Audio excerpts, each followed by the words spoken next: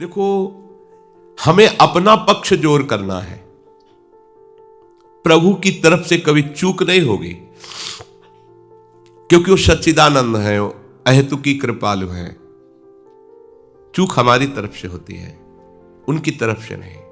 आप अपना पक्ष जोरदार कीजिए। हमारा पक्ष है अन्य आश्रय नहीं और अन्य चिंतन नहीं। आश्रय प्रभु के चरणों का और चिंतन प्रभु के चरणों का, बस। अब हमें चिंता नहीं करनी कि हमारी गति क्या होगी।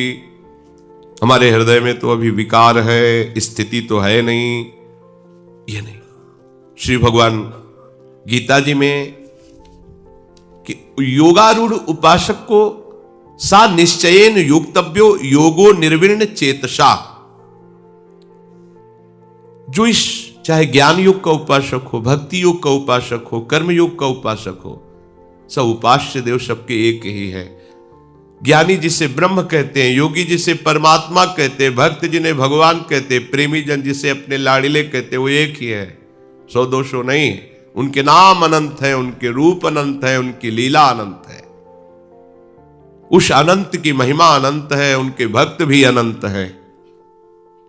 उपासक को चाहिए पहले निश्चय करे कि मुझे केवल भजन करना है।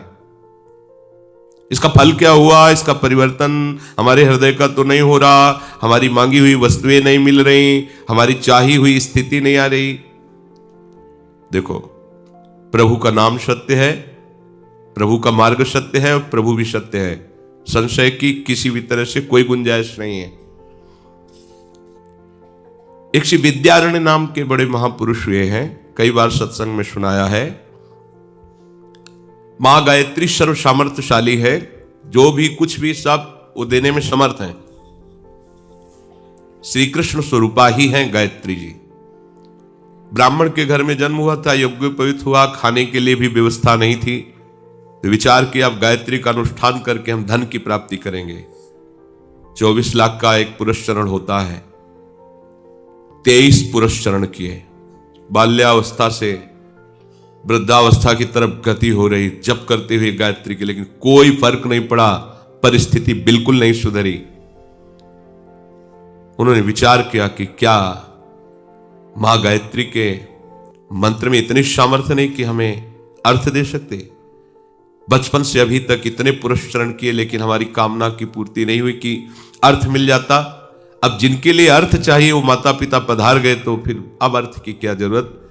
23 पुरस्चरण पूर्ण होने के बाद उन्होंने संन्यास ले लिया। बहुत बड़े महापुरुष हुए हैं विद्यारण्य जी महाराज। जे ही संन्यास लिया तो अनंत सूर्यों की कांति प्रकाशित करती हुई मां श्री गायत्री जी प्रकट हो गई और उनका, आप तुम चाहो तो ब्रह्मा का भी पद प्राप्त कर सकते हो, क्या चाहिए तुम्हें। तो उनका, अब तो मैं सन्यासी हो चुका हूं, अब तो मुझे किसी भी न वस्तु की आकांक्षा है न पद की आकांक्षा है, पर हम आपसे प्रार्थना करते। 23 पुरस्चरण किया। 24 लाख मंत्र का जब एक पुरस्चरण होता है, बड़ा नियम उसमें होता है। आप उस समय क्यों नहीं आई जब मुझे धन की आवश्यकता थी। मेरे माता पिता की सेवा के लिए मुझे जो जो व्यवस्था चाहिए थी बिल्कुल नहीं हो पाई, और मैं आपको इसीलिए पुकार रहा था, मंत्र जप रहा था कि आप आती और धन दे देती, मैं अपने माता पिता की सेवा करता। अब तो पधार गए। तो उनका, इन अनंत जन्मों में जो छोटे मोटे ऐसे अपराध होते हैं वो तो सब नष्ट हो गए थे। 24 ऐसे महापाप थे जिनको 23 पुरस्चरण के द्वारा तुमने 23 महापाप नष्ट किए। अगर एक 24 वहीं कर लेते तो भी मैं प्रकट हो जाती, पर संन्यास लिया तो एक पुरस्चरण का उससे वो अपराध नष्ट हो गया। जो 24, अब तुम जो चाहो मांग सकते हो। ब्रह्मा का पद, परमेश्वरी पद भी प्राप्त हो सकता है। उनका मुझे कुछ नहीं चाहिए, क्योंकि संन्यास का स्वरूप ही होता है कोई चाह न रह जाना। बस प्रणाम है आपको। ऐसे महापुरुष, ब्रह्म स्वरूप महापुरुष हुए, उनकी वाणी अध्यात्म विद्या में, ज्ञान में बहुत सहयोग देती। तो इतना भारी जप करने वाले जपनिष्ठ महापुरुष को 1 रुपया नहीं मिला। क्यों? क्योंकि ऐसे अपराध जब वो नष्ट हो जाते हैं तब फिर बात, अपने सोचते हैं कि 2-4 जप लिए और हमारी व्यवस्था। कैसे तुम उपासक हो, कैसे तुम भगवत मार्ग के पथिक बनना चाहते हो। सावधान रहिए। पहला निश्चय करो, मेरे जीवन का लक्ष्य है केवल भजन, मुझे सम्मान मिले या अपमान मिले, दुख मिले या सुख मिले, इसके लिए मैं भजन नहीं कर रहा। भजन के लिए भजन कर रहा हूं, मेरा उद्देश्य भजन, बस मनुष्य जीवन का परम लाभ है निरंतर भजन करना, बस मुझे भजन करना है। आचार्य महाप्रभु हरिवंश चंद्र जी, उनके शब्दों को देखिए, मेरी सो क्यों कह रहे हैं? हम लोग अविश्वासी हैं, विश्वास नहीं करते महापुरुषों के वचनों पे। मेरी सो भैया कृष्ण गुण संच, मेरी कसम है तुम्हें, तुम केवल नाम जप करो, उनके गुणों का गान करो, उनकी लीलाओं का श्रवण करो, यह परलोक सकल सुख पावत। मेरी सो, मैं अपनी शपथ कर सच्ची, इस लोक में परलोक में तुम सुखी हो जाओगे। पहली पंक्ति में जब कहा मेरी सो भैया कृष्ण गुण संच, तब दोबारा कहने की क्या जरूरत? यही परलोक सकल सुख पावत, मेरी सो कृष्ण गुण संच। तुम्हें इस लोक में परलोक में कभी दुख का मुख नहीं देखना पड़ेगा। तुम केवल कृष्ण के गुणों का गान करो, उनकी लीलाओं का गान करो, उनके रस में डूबो। इस हित सजनी जो इतनी सामर्थ्यशाली है कि प्रियालाल भी इतने सामर्थ्यशाली नहीं। आपको लगेगा कि प्रभु के सामर्थ्य से ही तो उनके जन सामर्थ्यशाली होते हैं। ये बल का भी महाबल प्रेम है। जहां प्रियालाल प्रेम में बेसुध हो जाते हैं, वहां हित सजनी जी दोनों को अपनी गोद में लेकर दुलार करती हैं और दोनों के हृदय के प्रेम को अपने हृदय में धारण करते हुए चैतन्य होकर उनकी सेवा में रहती हैं। बिना वृंदावन रस के रसिकों के सिवा कोई सामर्थ्य की तरफ सोच भी नहीं सकता।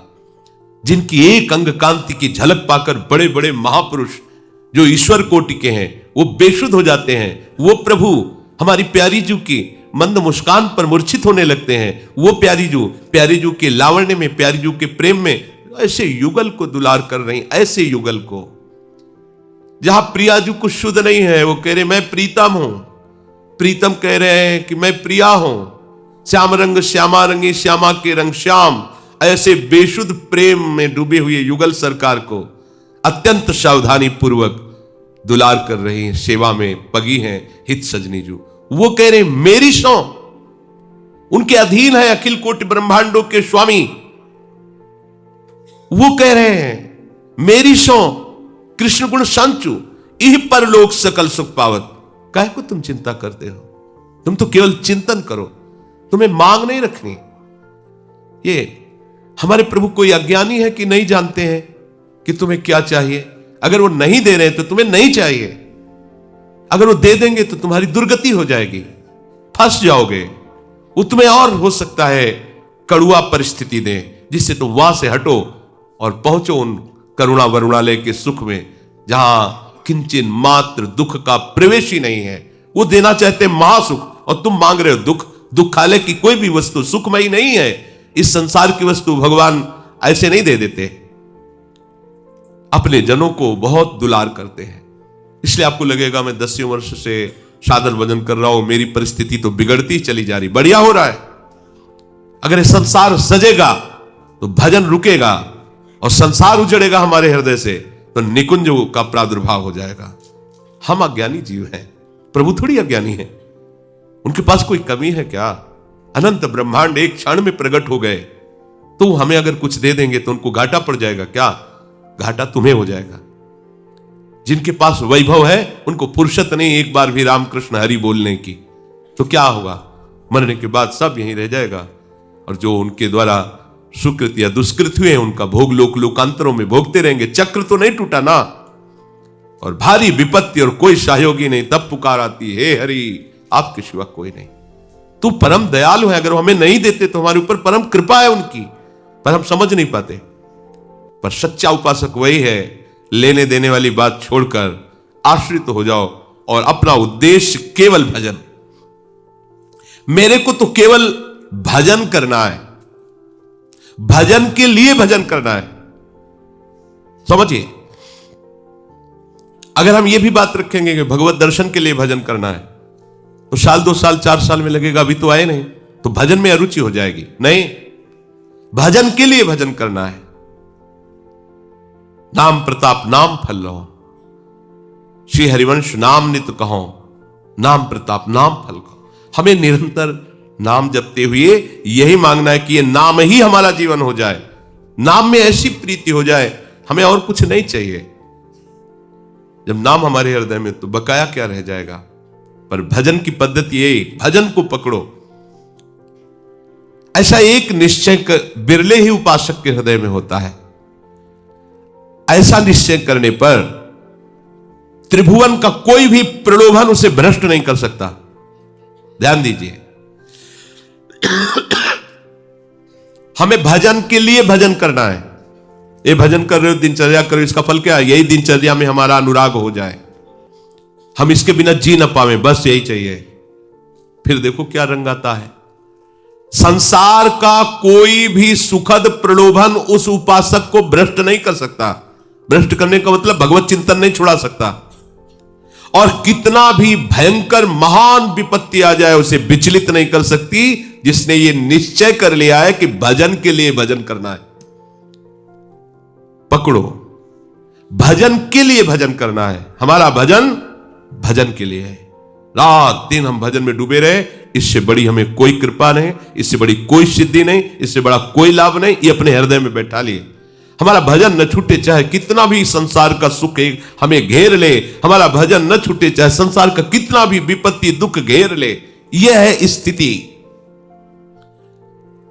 अनिर्विण्ण चेतसा, श्री भगवान कह रहे हैं कि ऐसा कभी मत सोचो। भगवान कह रहे हैं ऐसा कभी मत सोचो कि बहुत समय हो गया भजन करते हुए, पर कोई लाभ तो दिखाई नहीं दे रहा, कोई प्रणाम नहीं कर रहा, कोई हमारी प्रशंसा नहीं कर रहा, हमारे पास कोई वैभव नहीं है, कोई सिद्धि नहीं है, ये 10 वर्ष से लगे हैं, कुछ ऐसा, वही काम आ गया, क्रोध आ गया, लोभ आ गया, तो इसकी सिद्धि कब होगी?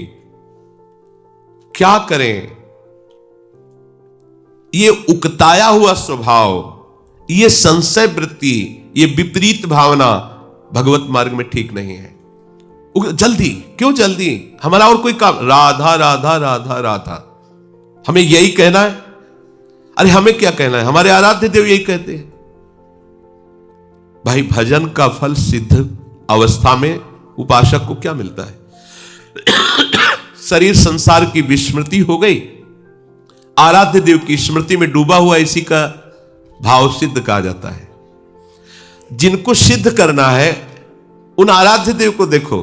प्रियाजू मधुमती नाम की वीणा लिए हुए और प्यारे के नाम का गुणगान कर रही हैं, उनकी लीलाओं का गान कर रहे हैं। अश्रु प्रवाह हो रहा। श्यामेति सुंदर वरेति मनोहरेति कंदर्प कोटि ललितेति सुनागरेति सोत्कंठ मन निगृणति मोहरा कुलाक्षी। गदगद कंठ से प्यारे के, हा श्याम सुंदर, हा मनमोहन, हा कृष्ण, हा कोटि कंदर्प दमनीय। और इधर महाराज की देखो, लालजू की, त्वयि श्यामे नित्य प्रणयिनी। कवि, हा राधा राधिका पुकार, क्वास्ति क्वास्ति वृषभानुनंदिनी, हरि रसना राधा राधा रट। और करना क्या है? जपत हरि विवश तव नाम प्रतिपद विमल, मनसि तव ध्यान ते निमिष नहीं टरिवो। ये हमारे आराध्य देव की बात है। और हमें क्या करना है? यही तो करना है। तो जो आराध्य देव कर रहे हैं वही हम तो कर रहे हैं। अब हमें कौन सी सिद्धि चाहिए? अगर वर्तमान में हम राधा राधा रट रहे हैं और प्यारे जो के चरणों का आश्रय लेकर उनका चिंतन कर रहे हैं, उनके भरोसे से जी रहे हैं, हम अभी सिद्ध है। हमें और कोई सिद्धि नहीं चाहिए। इसका फल यही चाहिए कि ये कभी रुके ना, चाहे जितना दुख मिले और चाहे जितना सुख घेर ले, हम कभी अपनी प्यारी जो को भूले ना। यही सिद्धि है। कितना समय हो गया, कुछ क्या लाभ चाहते हो? क्या लाभ चाहते हो? बिल्डिंगें बन जाना, मोटर कार आ जाना, 4 लोगों का ये वाहवाही करना, है तो पापियों के पास भी है जो पापाचरण करते हैं। ये कोई दुर्लभ वस्तु है क्या? इसको तुम कोई साधना तपस्या का फल समझते हो क्या? जो घोर हिंसा करते हैं, अच्छी अच्छी गाड़ियों से चलते हैं, उनके अच्छे अच्छे भवन हैं, क्या ये फल है? क्या यही फल है साधना का? साधना का फल ये नहीं। साधना का फल है साध्य देव का कभी विस्मरण ना हो, ऐसी स्थिति प्राप्त हो जाना। निरंतर अपने प्रीतम के नाम रूप गुणगान में मस्त है। ये आना ही नहीं चाहिए कि इतना समय हो गया मुझे क्या मिला। क्या चाहते हो तुम? यहां जो भी है सब नाशवान है, जो भी है सब बनावटी है, कुछ भी मिले सब बनावटी है, सब बनावटी। विश्वास मत कीजिए, जो भी मिलेगा सब बनावटी है। यहां का सत्य वस्तु नहीं है। जो आपको जो भी देख रहे हो, गोचर जहां लघु मन जाई, सब सो सब माया जानो भाई। ये नहीं, टिकाऊ नहीं है। कल ये नहीं था, कल नहीं रहेगा। बीच में केवल भास रहा है कुछ समय के लिए। कल तुम्हारा शरीर नहीं था, कल नहीं रहेगा तुम्हारा शरीर, बीच में भास रहा है। तो बीच में भासने वाली वस्तु को त्रिकाल सत्य सच्चिदानंद के नाम रूप से पाना चाहते हो क्या? नाशवान वस्तु को अविनाशी के चिंतन से तुम जोड़ना चाहते हो क्या? नहीं, अविनाशी के चिंतन में ऐसे डूबो इसका कोई प्रभाव ही ना पड़े। चाहे भारी से भारी सुख आ जाए, भारी से भारी दुख आ जाए, आपके हृदय में ऐसी स्थिति हो, अपने प्यारे का कभी विस्मरण ना हो। यही हमारी भजन की वृत्ति होनी चाहिए। यही हमारे भजन का फल है कि भजन ना छूटे। और हम चाहते हैं कि इतने दिन भजन किए, उसका फल क्या चाहते हो फल? बोले हम प्रभु से मिलना चाहते हैं। आप जब के तो देखो, आप जब के देखो, इतने बेपरवाह हो जाओगे कि प्रभु तुम्हारे रोम रोम में दिखाई देंगे, प्रभु तुम्हारे हृदय में स्फुरित हो। ये भजन कोई साधारण वस्तु है? ये मांग खत्म हो जाती है कि प्रभु को मैं देखना चाहता हूं। मांग वो प्रेम की दशा में बोलता है, वो बात अलग है। कोई क्षण, कोई कण ऐसा नहीं रहता जहां प्रीतम उसको ना दिखाई दे रहे हो। ये कोई कहने की बात नहीं, आप करके तो देखो भजन। दृष्टि बदल जाएगी, दृष्टि बदल जाएगी तो सृष्टि बदल जाएगी। तुम्हारी जैसी दृष्टि वैसी सृष्टि तुम्हें भास रही है नहीं? तुम्हारी दृष्टि ही तुम्हारी ये सृष्टि है। तुम्हारी दृष्टि बदली तो सर्वम खलमिदम ब्रह्म ने नानास्ति किंचन। तुम्हारी दृष्टि बदली तो जित देखो तित श्याममयी है। हमारी दृष्टि में नानात्व तो नानात्व दिखाई दे रहा है। उपासक का भाव ऐसा होना चाहिए कि अब चाहे कितने वर्ष लग जाए, कितने ही जन्म लग जाए, भयंकर से भयंकर मुझे दुख दिया जाए, फिर भी मैं भजन को नहीं छोड़ूंगा। निरंतर भजन की स्थिति को प्राप्त करके रहूंगा। हमारा लक्ष्य है भजन की स्थिति। उठते बैठते चलते फिरते सोते जागते हर समय केवल अपने प्रीतम का चिंतन, यह हमारी मांग है। हमारा लक्ष्य होना चाहिए ये, एक क्षण के लिए हम अपने प्रभु को नहीं छोड़ेंगे। कार्य करते हुए या क्रिया रहित, सुख में या दुख में, अकेले में या भीड़ में, कैसी भी परिस्थिति में हो, हम अपने प्रभु को नहीं भूलेंगे। यह हमारी साधना, यही हमारी सिद्धि है, हमारा लक्ष्य है। इस जन्म में अगर ऐसा नहीं बन पाया तो अगला जन्म मिलेगा। मैं अगले जन्म में अभ्यास करूंगा कि कभी मैं प्रभु को भूलूं नहीं। बस मेरी एक ही मांग रहेगी, निरंतर भजन, अव्यावृत भजन। जो सिद्ध हो गए वो क्या करते हैं? देवर्षि नारद जी क्या करते हैं? निरंतर वीणा से महामोद प्रदान करने वाले प्रभु के नाम और गुणों का गायन करते हैं। परम सिद्ध शनकादि क्या करते हैं? हरे शरणम हरे शरणम हरे शरणम, और भगवत चर्चा करते हैं। गुरुओं के परम गुरु भगवान शंकर क्या करते हैं? प्रभु के नाम का गायन, प्रभु के चरित्रों का गायन, श्रवण। यह सिद्धों की बात नहीं, ये सिद्ध प्रदान करने वाले ईश्वर कोटि के महापुरुषों। तो आपको क्या करना है? वही तो कर रहे हैं। फिर क्या चाहिए? इसी में रति चाहिए, इसी में महत्व चाहिए। आप कर रहे हैं पर वैसे महत्व नहीं है, वैसी रति नहीं है। इसलिए ये बाहरी जो हमारे दिमाग में प्रापंचिक बातें बढ़ गई हैं, ये भजन का फल है। बाहरी चमत्कार, लोगों की भीड़, रुपया पैसा, मकान, गाड़ी घोड़ा, ये भजन का फल, ये भजन का फल। ये तो पापियों के पास भी ऐसा है, तुम आश्चर्यचकित हो जाओगे। किसी किसी को इतना भी पता नहीं कि मेरे पास कितना धन है। क्या यही भजन का फल है? तुम्हारे पास चंद रुपए आ गए तो जीवन की साधना का फल आ गया, और वो एक विषय, घोर विषय भोग रहा है पूर्व सुकृत से। उसके इतने रुपए कि गिनने की समय नहीं उसके पास, ढेर लगा। अगर गाड़ी भरी जाए तो रुपये से भर जाए, और जब ऐसा कहीं कुछ होता है तो समझ में आता है कि ट्रक भर रुपया निकला। तो तुम कितना पैदा किए भजन से? भजन का फल रुपया है, भजन का फल ये अनुकूलता है। तब तो भाई हमारे लोगों के बड़े दुर्भाग्य, वो तो बड़े भाग्यशाली है। जो विषय भोग रहे हैं, रोज का रोज नए नए विषय भोग रहे हैं, नए नए उनकी इंद्रियों के विषयों की चाट लगी हुई है। नहीं नहीं, यह दुर्भाग्य है, ये सुकृतों का नाश है। वो तुम उसको मत समझो बड़ा भाग्यशाली, तुम भाग्यशाली हो, तुम्हारे सुकृत बढ़ते चले जा रहे हैं, दुष्कृत का नाश होता चला जा रहा है, और तुम ऐसी जगह जा रहे हो जहां दुख का प्रवेश ही नहीं है।